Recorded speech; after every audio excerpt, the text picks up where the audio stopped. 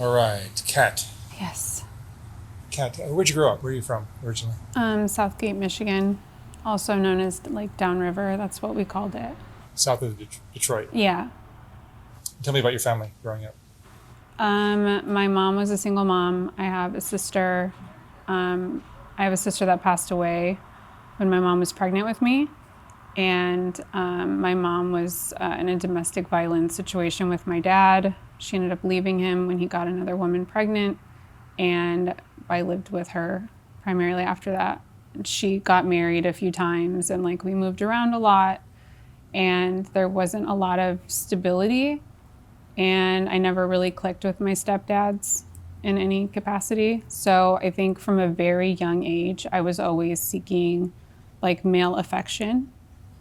Like my first kiss was super young. I think I was like 8 or something. And then I had sex at like 11 for the first time with like a boyfriend. It was like a healthy experience, as healthy as it can get for 11. But my mom wasn't home often, and she'd sent me to live with my aunt and uncle for a while because they had like a traditional nuclear family. So she thought I would be better off with them because they had money and like stability, so she thought. And then my cousin got pregnant at 15, and they kind of like told me I had to leave because like I was the reason all the guys were coming around and they wanted me to like go back to my mom. So I went back to her, and that's kind of when shit hit the fan. She was never home. So I went from having like all these extracurricular activities, like I was showing horses and like doing all these things, and back home there was nothing. Like I was just by myself a lot. I'm super emotional and affectionate. So again, I needed like feedback, emotional feedback. So I sought that out. I started running away to Southwest Detroit, and then ended up dropping out of traditional high school and going to alternative high school, which got the ball rolling even more because the whole like the whole group of kids at that school was all they were all doing like bad stuff. So I started out in Southwest Detroit hanging out with this family that was extremely dysfunctional. And that's when I started like trying drugs. And I went to like this house, this guy named Tino. He was like a Latin count or something, like a gangbanger. And we walked in and there was like cocaine from the floor to the ceiling, like bundles, like filled his entire house. That was the first time I tried cocaine. And then I like wasn't into like that like vibe, I guess. Like Mexican, I was always attracted to black guys, so I ended up going further out into the city, like the west side, and running away there by myself. Like just got on a bus and went down there and ended up meeting this girl. Her name was Veronica. I don't know if that's her real name, but she kind of like took me under her wing and was really nice and let me stay with her and her boyfriend Apollo. And it was a weird situation. So we like all slept in the same bed, but nothing ever like happened. And me and her would like walk around. And I remember like, that's kind of when I got the first taste of like Detroit. Like dudes would like drive by and like try to holler at you and you would decline and they would like spray you with like water guns filled with piss. So that was a thing. That happened more than once. And I made friends with like all these people that I thought were cool, and like we'd sit and smoke and talk, and like there's like Belle Isle in Detroit, which was like super popular at the time. Like all the parks in the summertime, like you just go there like with groups of people and drink, and like they play music, and everybody has their like cars all like. So yeah, we did that for a while, and then that's kind of when things shifted. I was told like, oh, this guy James is looking for you. He really wants to talk to you. And I was like, okay, like who is it? And I was at this Coney Island on Grand River, and I remember him walking in. He looked really nice, very like smooth walk. I know it's like weird to say, but he wasn't walking like somebody that I would like, because I knew how to like identify men that were more aggressive just by their like energy, and he didn't have that energy at all. So he offered to buy me chili fries. And he bought me chili fries. And I ate them, and he was nice. So he was like, you can come stay with me. Like, I'll help you get on your feet and take care of you. Like, I have a few other girls that are staying with me, and, you know, you guys would get along really well. And I was just like, okay, like, I had no idea that there was, like, even, like, pimp culture. That's how, like, far removed I was. So he took me there, and then he was, like, I walked in, and there were like, girls sitting in the living room doing their makeup, like, chit-chatting. Like, they were, like, friends. And it was just like, oh, this is cool. Like, why are they all white? That's, like, the first thing. And they're all young. I was 14 at the time. So I'm like, they were all pretty close in age. And they didn't say anything bad about him. They didn't warn me. There was no, like, this is what this is. It was just sort of like I got eased into it. And he, like, bought me clothes, and he bought me food. And then the day things, like, changed with him, I was wearing this, like, denim jumper. It was, like, shorts with, like, buttons down the front. Like, you couldn't take the shorts off without unbuttoning the whole thing. And I was, like, going up these stairs, and he, like, stopped me on the stairs.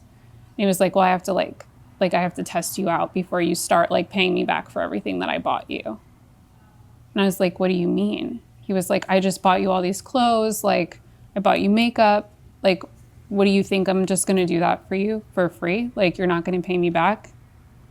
And I was just like, don't know what to say. Like, oh, I'm sorry, I'll give it back. Like, and that's the switch flipped for him. Like, his eyes, like, changed. And his eyebrows, like, did this thing whenever he got, like, serious, or you knew that it was, like, going to be an issue. And he, like, that's the first time he, like, sexually assaulted me. It was on the stairs. So after that, definitely felt a little different about the situation. He started, like, that's when I started, like, going, like, they would always leave, and I didn't know where they went, but he would take groups of girls to different hotels in the area. Like, we would go to Knights Inn. There was a Motel 6, a Red Roof Inn on, like, Telegraph Road. I remember, like, all of them. I remember all the lobbies. And he would drive us to these hotels. We would all stay in one room together. And it was weird. It was like almost like a sorority, because, like, we were all, like, stuck in this situation together, and we tried to, like, have fun and make the most of it when he wasn't around, if that makes sense. And there was this girl, like, that was with us. Her name was Treasure, and she, like, watched the group. She was his baby's mom. So she would bring their son, and he would, like, go with his dad and, like, see everything that was going on, like, everything. And I was just like, what the fuck? Like, what is going on? What do I do? And then I start empathizing with his kid, and I start empathizing with his baby's mom. And I'm almost like, that's kind of where I learned that I have, like, a pretty severe savior complex. I didn't want to leave because I didn't want to leave him. I didn't want to, like abandon the situation, if that makes sense. So he kind of, like, pulls you in and, like, makes you feel like you're a part of a family, but in this, like, really fucked up way. So. But there's nothing else keeping you from leaving? Oh, there is. Can't leave. You can't leave. The first time I knew that, it was a Red Roof Inn on Telegraph Road. And I walked down into the lobby, walked outside. I think I was going to the vending machine or something, and I just walked outside because I was like, I've been in a hotel room for 2 days, like, I just want to go outside. I went outside, and there was this family that kind of reminded me of my family. And I, like, started talking to the dad. He was just making small talk with me. And I didn't say anything wrong. I just was, like, trying to feel, like, normal for a second. And I remember walking back into the room, and this girl, I don't want to say her name, but she was the one that was, like, always with me, and she's the one I wish I knew where she was. But she was in there on the bed, and I walked in, and I'm, like, looking at her, not paying attention, and the door shuts behind me, and he pops out from behind the door and, like, socks me in the side of my face, like, right side of my face. and I hit the floor, and she's just sitting there like holding her face. And I was like, didn't know why. Like, I didn't know what I did. He was like, don't ever fucking talk to anybody again. Like, and he walked out. That was it. End of the conversation. And I was like terrified. Like, I'd never been hit by a guy before. Like, and not expecting it. I couldn't brace for it. I couldn't like dodge it. It just like cold hit me in the side of my face. So that was enough for me to like, I'm like, okay, I'm good. Like, I don't know what else he can do. I'd seen him like rape other girls, you know, with us. Like, he would do it in the room. Two of us would usually share a room. If there was like an in-call, one of us would step out and go into like the group room. So it was like a whole like system that we had. And I've never talked about like any of the times that I've like had to like work. I've always dodged that topic because it's hard to talk about. But I do remember that year the Red Wings won the Stanley Cup. So I don't know what year that was. I just remember like everybody was outside like screaming. And that was like, I was in a hotel room and there were two men in the hotel room and me and this other girl. She was younger than me, I think. She must have been like 13. She was from like Indiana or something. And these guys came in and I swear I was like, they looked just like my uncle. Like, just like normal white dudes wearing like Dockers and like boat shoes, like corny, like I don't know how to explain it. I was just like, what? And they had wedding rings on. And I remember feeling so like, I just want to go home so bad. Because I knew like I was gonna have to like do stuff with them. And sorry.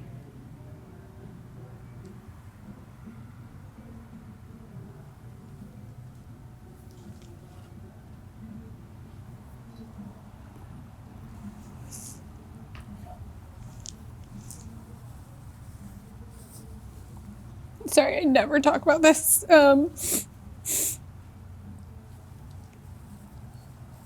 gonna have mascara all over my face.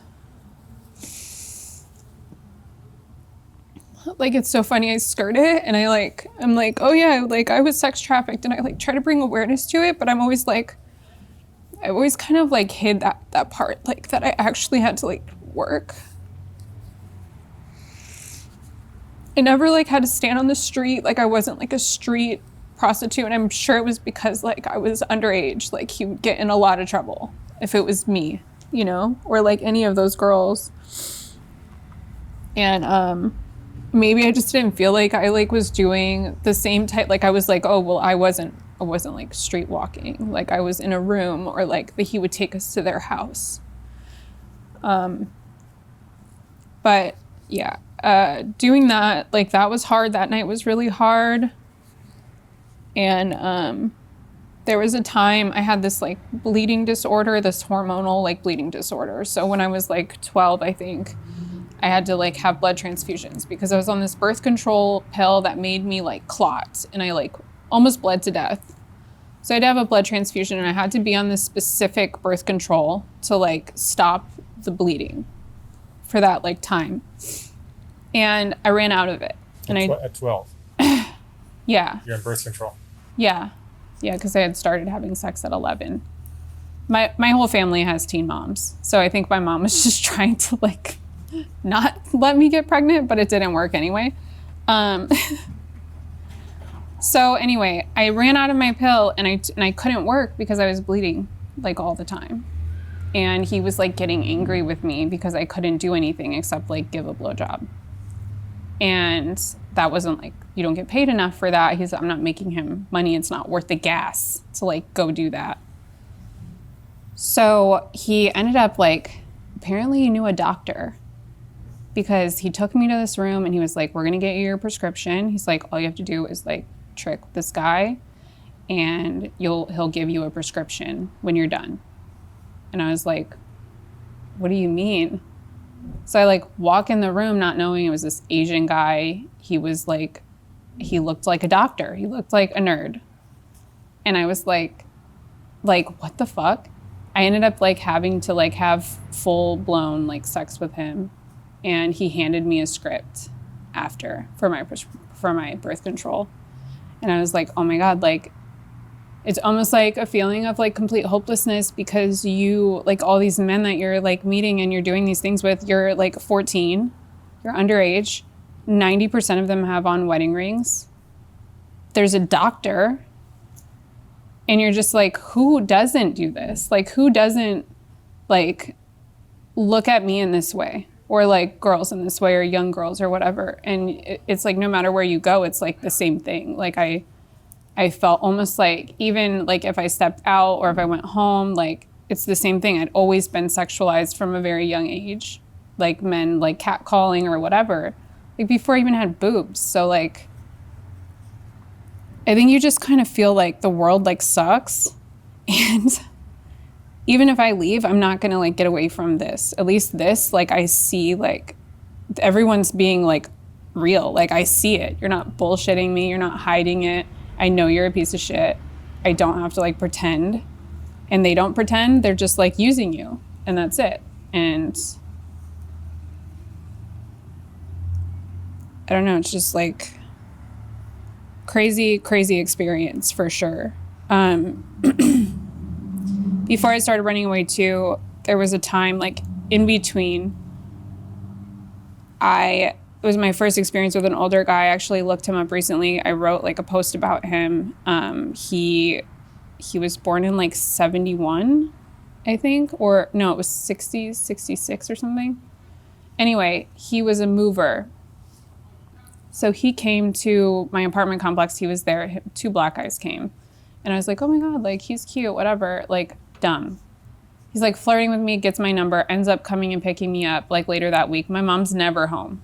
So I just like go with him, go to his house, like have a sexual experience. First guy that I'd ever been with that wasn't like circumcised. So I had no idea what was happening.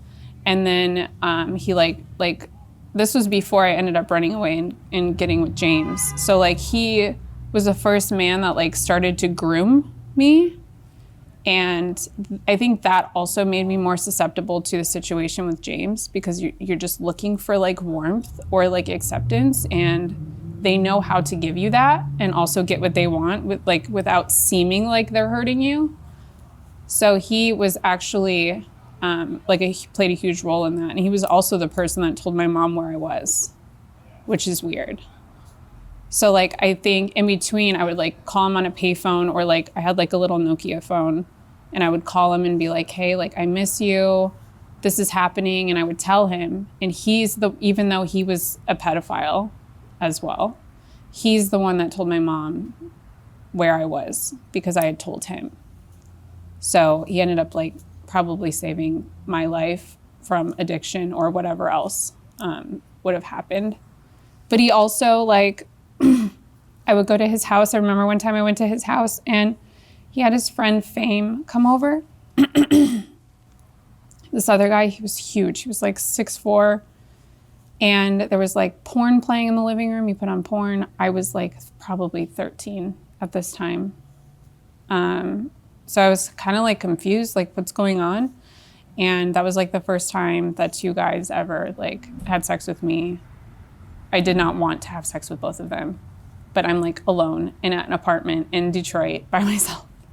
And it was just kind of like, oh, this is happening. This is fun. We're going to have fun. It's going to be fine.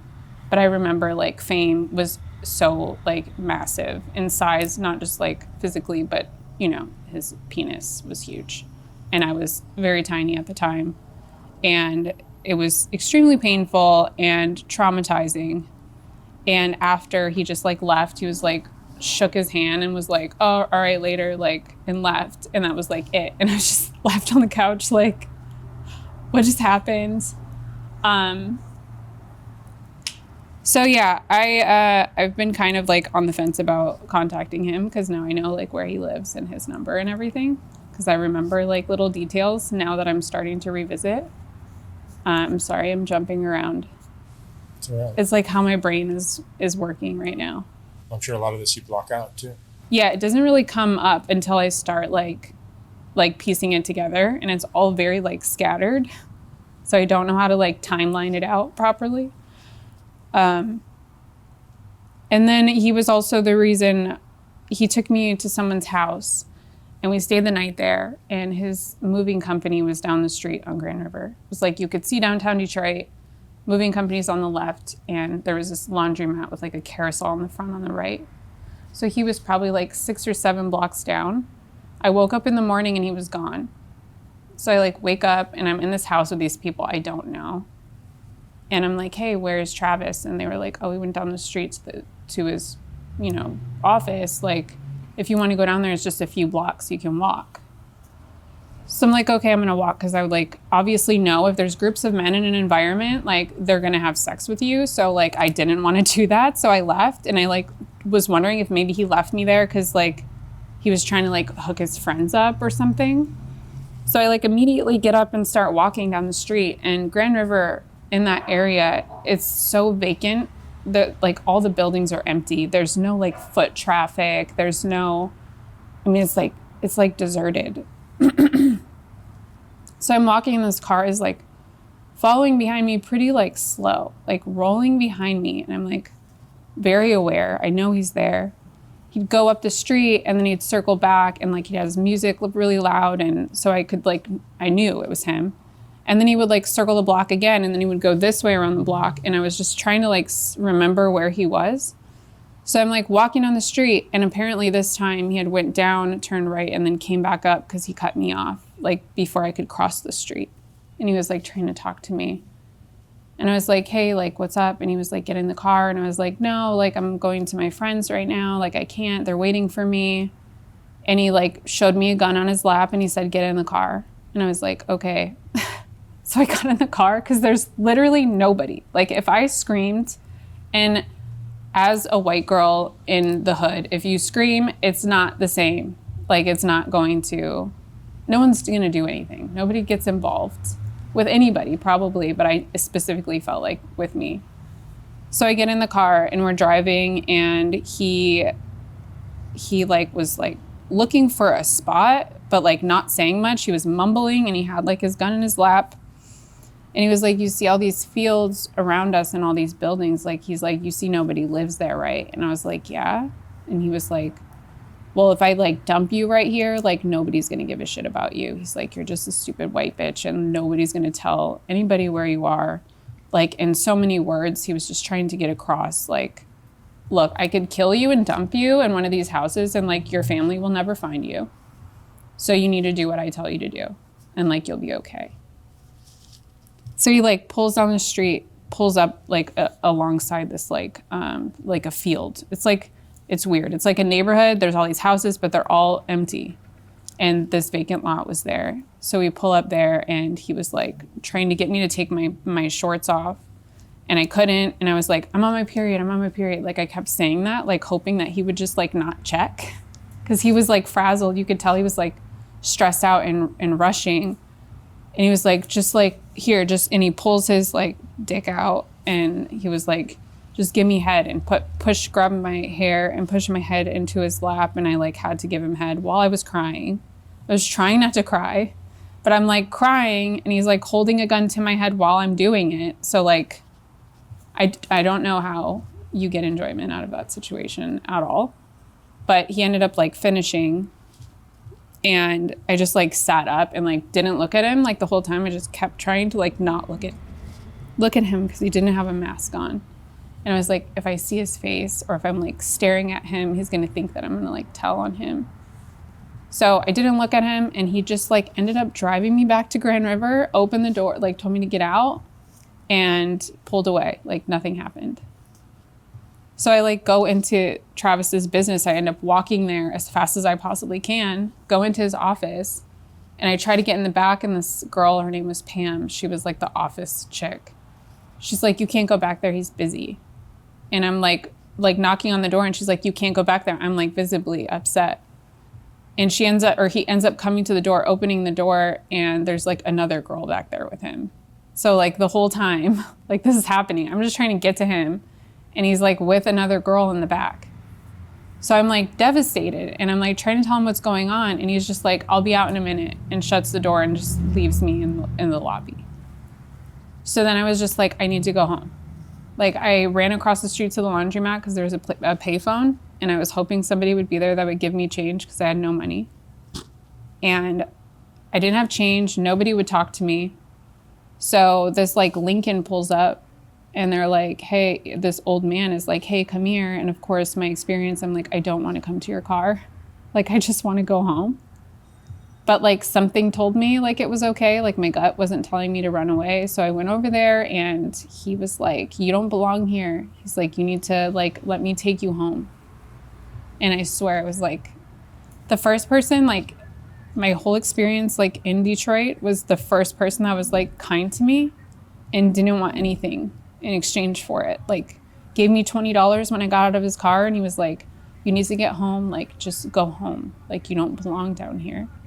And he left. And it was like amazing. And I don't know why after that experience, like I ended up running away again. Like in my head, like, why did I do that? And after, like when my mom ended up finding me, I don't know how she found me. I'm like getting out of someone's car, this guy that like had picked me up to like have sex with him, that he like ended up like, that was a crazy experience. We had sex, and then he put me in the bathtub and peed on me. So I'd never like had that happen. I didn't even know that it was gonna happen, and it just ended up peeing like all over me, like my face, my body, and I was so like disgusted. And then he took me home. I didn't get to shower. So he's driving me back to like to Brightmoor down this like side street. The house is over here. So he was gonna pull up here, and I was gonna walk to the house. He pulls up, and I see this blue Sunfire like pulled on the side of the road, and the interior light is on. And there's 2 white people in the car. And I'm like, oh my God, is that my mom? And she like, I get out of the car, and I'm like looking, and I'm like so afraid I'm gonna be in trouble that like I almost don't want her to see me because I'm so like ashamed, like I'm covered in urine. So she like sees me, and she's like, Catherine, get the fuck in my car right now. And I like get in her car, and I'm like crying, and I didn't tell her what happened, like didn't tell her like for a long time. She took me to White Castle, got me some chicken rings, and then took me to the police station right down the street. And I was terrified to go to the police station because it was literally right around the corner from the house. And I'm like, he's gonna see me. He's gonna see me, he's gonna see you, he's gonna like kill you. Like, we can't be here. So we tell the cops, and the cops told my mom in front of me, they were like, you need to just leave this alone. Like, you need to leave it alone. You don't know who you're dealing with. Like, we're working on it. Don't worry about it. She's like, there's literally a house down the street with minors in it that he's pimping out, and you have somebody right here that's telling you this is happening. Why aren't you going over there and like busting the door down? And they were like, we can't do that. Like, it's a process. Like, you don't know. Like, they just kept like excusing it. And I remember the female cop taking me out back and giving me a cigarette. And I was just like, I'm still not safe. Like, she's giving like a 14-year-old girl a cigarette and trying to like reason with me and why I should just let it go. Like, without my mom. Which is like, I don't think it's legal to do that, right? Like, as a cop. You can't interview a minor or talk to a minor without their parent. It was just mind-blowing to me. There was no moment like in that series of events where I felt like, okay, I'm good. Like, everything's gonna be fine. He knew where I lived, so I was like always afraid he was gonna find me again. But yeah, that's like, it's a mishmash. How many years did this go on? Not long, actually. It was like 3 or 4 months. From start to The finish? sex trafficking part was 3 to 4 months of running away. Yeah. And So, like, how long did you work as a sex worker, prostitute? that's so fuzzy. Because I bled for a portion of it. So like, I was like, do blowjobs count? And then I would like reason with myself, and I would be like, all these men, I mean, I slept with so many men in that period, and I wasn't even 16. So I was kind of like, it didn't happen. I don't know how else to like describe it. My mom would like ask me, and I would be like, nothing happened. Like, and I ended up telling her later, like as a grown up, like after I moved out here actually. And she was like, Catherine, like, what did you think was going to happen? Like, when you go to Detroit, she's like, you're a white girl. Like, you were dressing really provocatively. She's like, you kind of put a target on your back.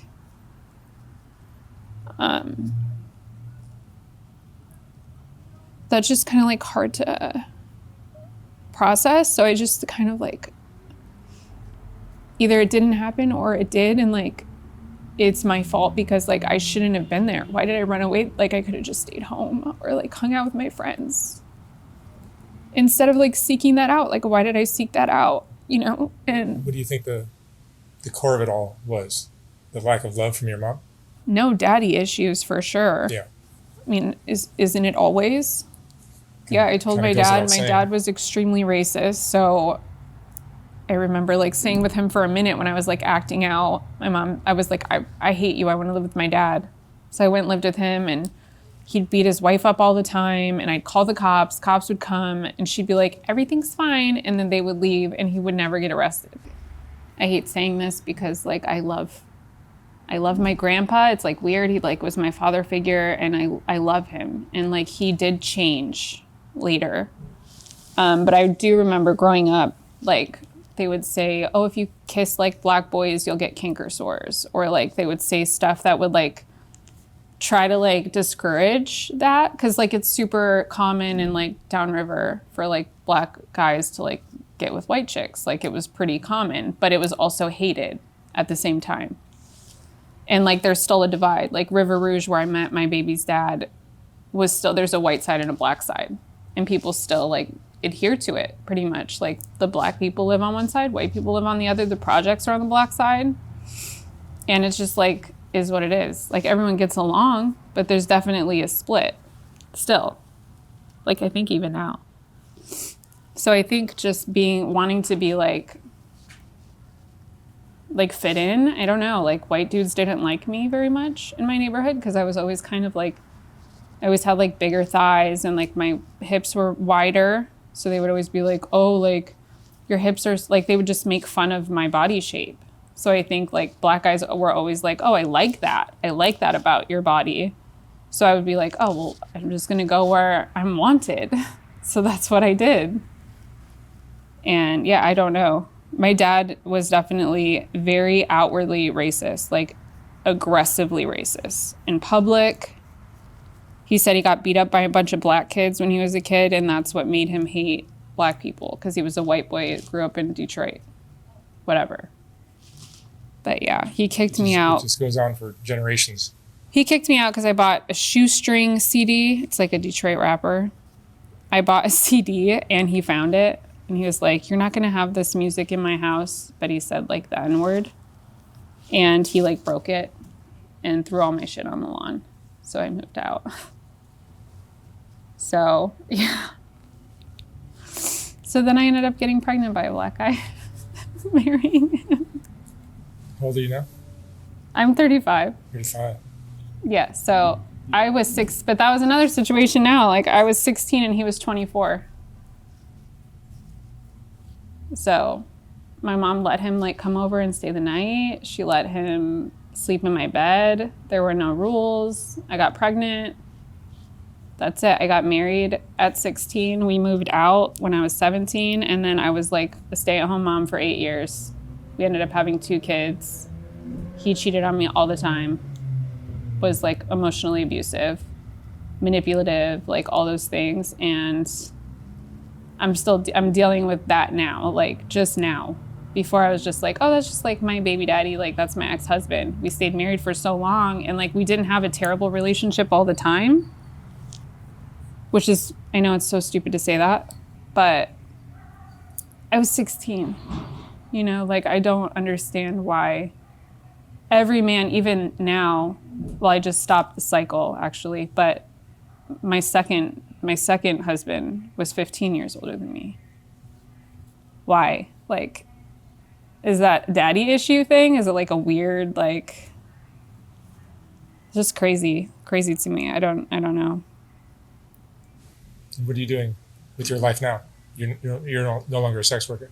No. Well, I'm not physically.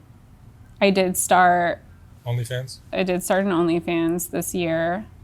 I feel so bad saying that. I was like having a rough year financially. Last year I killed it. I made so much money, like more money than I've ever made in my life.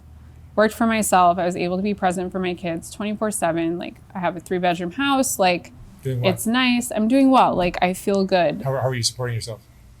with my business, my clothing brand. Oh, I see. Like strictly that. That's all I did last year. Which is what you're wearing now. Yeah. So, but this year was bad. I think I like ended up blocking myself. I had a third marriage. Actually, we got married in June of 2020, and he left in March of last year, and he left and never came back. Like there was never like he straight up like dipped out and never talked about it. Like it was the most traumatic like experience I think I've had in my adult life. He was super close with my kids, great stepdad, great husband, and then one day just like he was gone. So I dealt with that last year. I just like focused on my business, but this year I think I was like, oh, I'm good, like I'm healed, I'm fine. And it ended up sneaking up on me. So I couldn't be creative. Like I felt very blocked. Like I was like, nobody's gonna like what I put out, so I can't put it out. And if I do, I'm gonna get rejected, and that's gonna like devastate me because I've dealt with so much rejection this past year. So anyway, June came and I was like kind of like feeling better about myself, and I was like, maybe I can do this. Like maybe it will help. And I did. And like all of my stuff is like very like artsy. So it's like in a way a creative outlet. It's not like just like a nude. It's like I like add music and I edit it and I like make it like expressive in like a sexual way, but like in my own way. Like I have complete control over it. I have control over who gets to see it. I can pick who I like offer certain things to. And it's like helped me be able to stay home with my family. So that's like most important thing. It helps pay the bills. Yeah. I mean, make good money doing that. So How does doing an OnlyFans, how is doing it? how does it affect you emotionally? I think positively. In a weird way, it's like boosted my confidence. I'm very like reserved and I have a really hard time making eye contact, which is like puts people off or makes them feel like I'm being dishonest. But like, it's just like something that I've learned that I can't look like men in the eye. It's very hard for me. Or if they yell at me, like I shut down, like I turn into like a 6-year-old. Like I just want to hide and like cover my head. And I don't think people like understand that. So with OnlyFans, I'm not like talking to anybody like with their voice. There's no eye contact. There's messages. So if somebody says something like off the wall or something I'm not comfortable with, or if they send like a dick pic and I'm like, you didn't ask me if you could send that, please don't do that.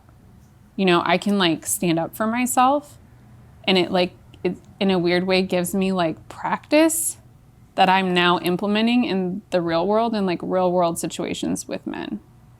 If that makes sense. Mm-hmm. It's weird, but it's helped. They're like my test dummies. Baby steps. I guess, yeah. What is the lesson to learn from what happened to you when you were 14 and 11? No, you know, young teenager. Why did you go there? Why did that happen? I don't know. I wish I could like have like a therapist and figure it out. But every time I've tried therapy, I really just shut down and cry the whole time. And I don't know if it's because people are prying or asking. Like if I talk about it, I have to like be in a space to talk about it. You can't ask me a question and me answer it. Like I have to be like in an open, I don't know how to explain it, but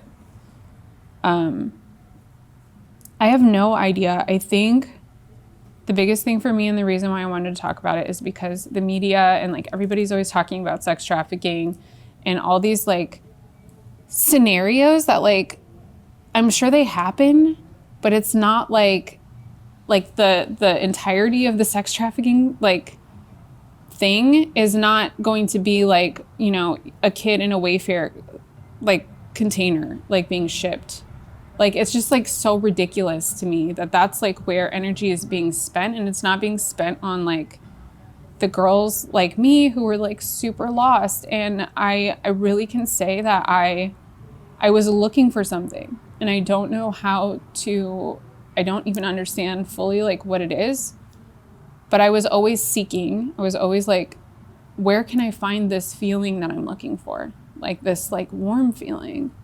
My mom like worked all the time, and when she was home, she would always sit at the kitchen table and like write in her notebook. And it was like Bill's stuff, or she would do crafts, and I would be in the living room on the couch by myself. And I'd ask her to come and sit with me, and she never would. She just always had something to do. So I think I just wanted somebody to want to be around me. And like men always wanted to be around me. Like they were always like, for the wrong reasons. Yeah, but it's always, so like my relationships now are very hard. Because I'm always just like, what do you want?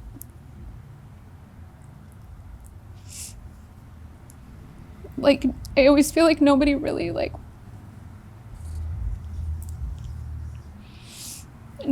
wants to get to know me. And when they do, they're just like, oh, like you're fucked up. Or you're like too needy, or you're too like emotional, or like they just like get what they want, and then they're like, oh, I don't want the rest.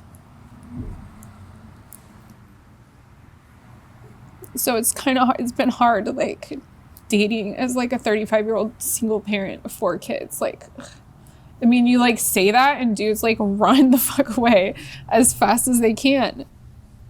But it's like, I don't need a man to like complete me, but it would be cool to like have somebody that like is like, I don't know, accepting. So it's affected me in that way for sure. Sexually, it's hard. I mean, I had a kid at 16. My body's like never been perfect as an adult, so I'm very like self-conscious about my body. So sex is hard. I always like feel shameful, unless there's like a rare partner like that makes me feel comfortable, which is not very common. So I can never fully like let go, because I'm always like, what is this person thinking about me? Like, am I good enough? Do I look okay? I'm very like worried about my appearance all the time, because I feel like if I'm not like looking good, I don't have value. Like I don't offer anything. Or maybe if I look good, somebody will think I'm cute and they'll want to get to know me, and then they'll be like, she's like cool too. So I'm just like, but now my kids like see it. I mean, I don't bring anyone around my kids, but I don't want my daughters to grow up and like repeat the same thing. So I'm a little scared about that. What are you doing to protect your daughters? I'm like really hyper aware and very, I like don't let them play on the sidewalk in front of my house. I don't let them outside without me. I live in Long Beach, so it's kind of like understandable if you live in the city. Like, you kind of know there's always like somebody like walking down the sidewalk. You know, I'm not going to let my kids play out there. Sleepovers, like I'm super aware of like who's there. Like I meet with parents, you know, because I've had situations at sleepovers where like I used to sleep over at this girl Dion's house all the time, and her uncle Michael would come up from New Orleans, and he would sneak in the bedroom and like pull me out, and like we would have sex. And I was probably 13 at that time too. But he would have sex with me and the other girl that would always stay there. Her name was Crystal. And he would like pull us out the same night and like have sex with us. He was married with kids. And so I'm very like... You were 13? Yeah. And he was? In his 30s. Yeah. And then her mom found out. And we ended up finding out that he was also sleeping with Dion, who was his niece, like blood niece, his sister's daughter. He was sleeping with her too. You've been sexualized since you were... Forever. Forever. Yeah. So, but also I'm like, I did it to myself. Like I was dressing pretty provocatively pretty young. So I don't know why I did that. Nobody in my family did that. So I don't know why I made that decision. Because I'm sure if I didn't dress that way, like dudes wouldn't even look twice. Something happened to you when you were younger? I don't know. I've like tried to go back because my sister was, I don't want to like share her business. My sister went through something with my uncle. I lived with him, so I don't know. I don't remember anything, but I do remember feeling like weird in my bathing suit, or like, you know, I could be around anybody else in my family and just be like, you know, balls out, like whatever, like, but with him, I always felt like different, like a little more guarded. And I like vaguely remember one of my aunt's husbands, he would like invite me to his apartment all the time after they split up, and it would just be me and him there. And I remember like being in his room, and I remember him giving me a massage. I have not told anybody about that, but I do remember that. You were how old? I was young. It was all like within the span of like 12 to 14. Yeah, because 12-year-olds need massage. So probably 12, I would say. But yeah, we were alone, and he would just be like, hey, do you want to come over? Like we can watch TV. And like, I'm like, dude, nobody thought that was weird. Like him and my aunt are like split up, and like he's inviting me to his house to like watch, like nobody like red flag that. Is there a lack of awareness of what was going on around the I don't house know from your mom? what the hell was going on with my family. I'm just like, there's no way in hell my kids would be alone with anybody, even in my family, a male in my family, like would never happen. So I don't know. I don't know. But it definitely like, you're like, oh, well, I have to like dress like this to get the attention that I'm seeking from men, right? So that's how you get it. That's how you get your daddy hole filled, no pun intended. And I don't know, it's fucked up.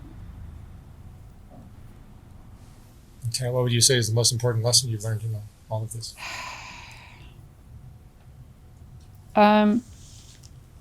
I don't, that's hard. It's hard because I don't want to say like keep your guard up. I don't want to say like don't trust people, like, because as I'm like learning and like figuring this out and growing, I definitely I'm looking at life differently. Like not everybody is going to hurt me, where before I would be like on guard all the time. Like this person has an ulterior motive. Like I'm always just like ready. But not everybody is like that, and that's cool. But like my biggest thing is like trust your gut. Like my gut in every situation, when I look back, my gut was telling me it was wrong, or like this isn't okay. And I just like ignored it, or I would like explain away the feeling and be like, no, it's fine. Like they're nice or whatever. But it always ended up turning out not good. So I was like, okay, I was right. Like I just never listened to that feeling inside.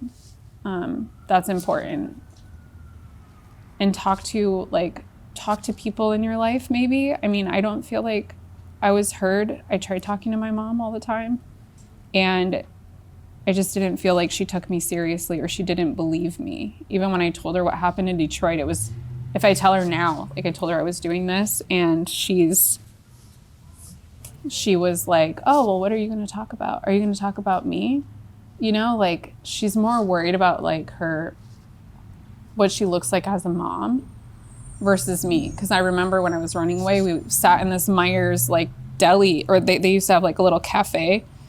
And she looked at me and she was like, Catherine, like if you're going to keep running away, like I'm going to take you home. You can get your stuff and you can go, and I won't tell anybody.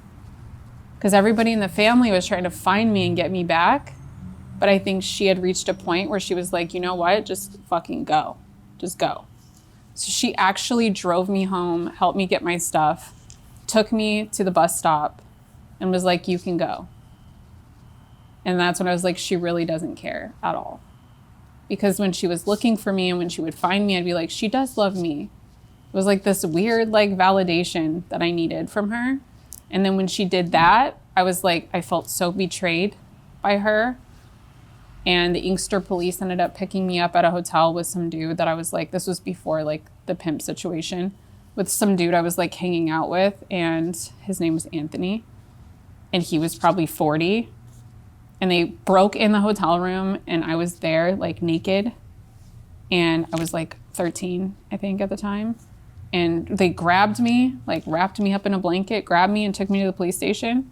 My mom came to get me, and I remember hearing the detective, because I told the detective, I was like, my mom told me I could come. And that like was not good for me to say. Because like I heard the detective talking to my mom, and he was like, you're wasting our fucking time. Like, you told your daughter, your minor child, that she could go to a hotel with this man that is in his 30s.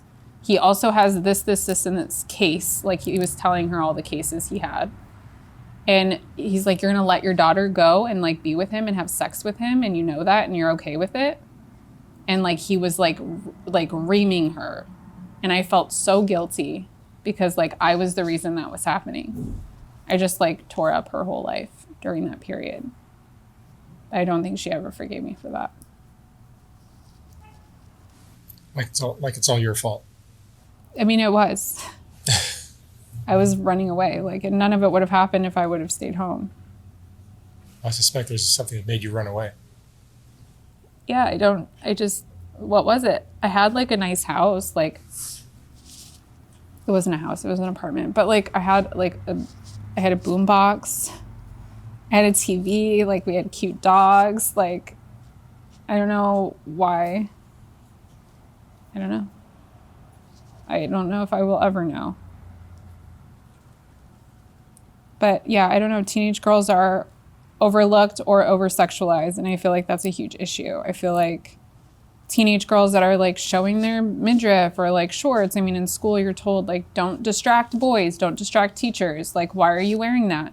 How are teachers supposed to do their job when you're wearing that? Why is a teacher sexualizing me? It's summer. Like, I can't wear like a tank top, you know? Like, it was just so like that like cycle that you're taught, you know, as a young girl. It affects you like your whole life. You're just like, oh, I can't do this, or I can't do that, or I can't like walk alone. I can't wear a skirt. You know, like if I do, I'm wearing like crazy ass like Spanx so nobody could ever take them off. It's like I'm always like premeditating like where I'm going and like what to wear and how to be safe and make sure I'm not looking like I want a man to like approach me. And teenage girls go through that like their whole life. And I think that's where it starts. Or like a dad being absent. That's where it starts. Dads like cause so much shit when they like walk away. Like, I just don't think they understand like the hole they leave. What percentage of the fathers have been present in the interviews I've got on my channel? I'd say it's like 1%. Yeah. 2%. I don't think very many. And if they are present, it was like a bad experience. Yeah, that's that too. Yeah. Because they're off curing cancer somewhere. Yep. Mm-hmm. So I think that's like a huge thing. I don't know. Instead of like assuming a young girl like wants sexual attention or she's a whore because she's like out there like in the streets doing like dumb shit like I was doing, like maybe pull her aside and like have a conversation with her instead of like making her feel shameful or grounding her or like negatively reacting. Like I notice with my kids, if they're like throwing a tantrum or they're having a meltdown, like if I just grab them and hug them, like it diffuses it. Yeah. Instead of like shaming them. Instead of like going like this, like just like bring them in, you know, like love is the answer. It always is. It's very unconditional corny. Love is the answer. It's very corny. All right, Kat. Well, thank you so much for sharing your story. Oh yeah, thank you for having me. I hope it helps somebody. Hope it helps you. Me too. You're still working on it. I think I will be for a very long time.